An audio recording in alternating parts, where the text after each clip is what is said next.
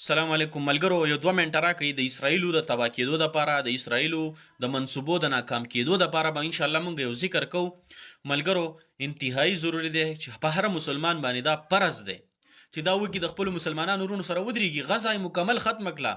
او اوس چې کوم دی دوی کوشش شروع کړی دی، 2 لکه پوځیان یې تیار کړه. 2 لکه د دې دپاره چې د فلسطینیانو نوم مونږ ختم کړو، مونږه غزه مکمل تباه کړو.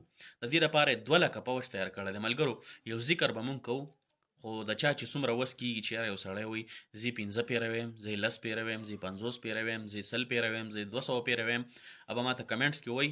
انشاءالله تعالی مونږ به اجتماعي طور دا ذکر کوو.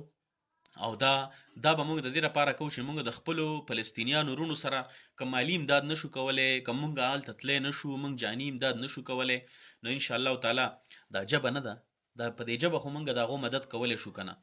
نو دا ذکر دی، دا به انشاءالله موږ او تاسو کوو، او دا به 10 میلیون کسانو ته رسو. 10 میلیون، چې 10 میلیون کسان دا ذکر وکي، ان شاء الله تعالی اسرائیل به خدای پاک تباہ و برباد کی.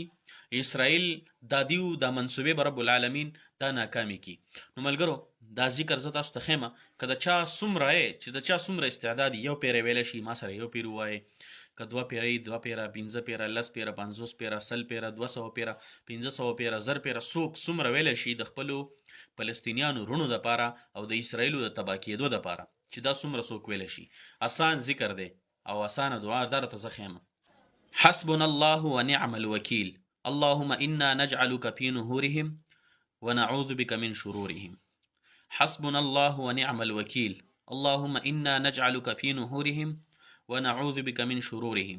ملګرو، دا به تاسو ته پر سکرین ما لګولي، که څوک یې څومره ویلی شي، د څوک یې 1 ځل ویلی شي، 2 ځلې ویلی شي، 3 ځلې ویلی شي، 4 ځلې ویلی شي، دا دعا خامخا ووایئ. دا او په دې نیت یې ووایئ چې اسرائیلو منصوبې دا رب العالمین ناکامې کی، اسرائیل رب العالمین تباه و برباد کی، اسرائیلو نوم دا د دنیا نه ختم شي، د دې روی زمین نه د اسرائیلو نوم ختم شي، د هغو نام و نشان ختم شي. ملګرو، حسبنا الله ونعم الوکیل، اللهم انا نجعلك في نهورهم ونعوذ بك من شرورهم. دا ذکر د تاسو خپله م وکئ، ټولو مسلمانانو ته یې ورسوئ. هر مسلمان په دې کې حصه والي، هر مسلمان په دې کې حصه والي، د هر مسلمان فرض دی چې په دې ذکر کې حصه والي، په هر مسلمان لازم دی چې په دې ذکر کې حصه والي.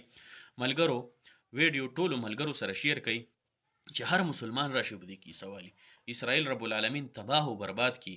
او چې څونه ملګري دي چې یاره ما دومره پیره ووایو، یا به زه دومره پیره ویمه، یا به زه دومره کسانو ته رسومه، موږ ته کمنټس کې ووایئ، کمنټس کې موږ ته خپله رایه پیش کړئ، نو موږ ته پته ولګي چې یاره دومره ذکر وشو. انشاءالله چې 10 میلیون کسان دا ووایي که نه دا ذکر، رب العالمین به د اسرائیلو تمام منصوبې ناکام کوي انشاءالله تعالی.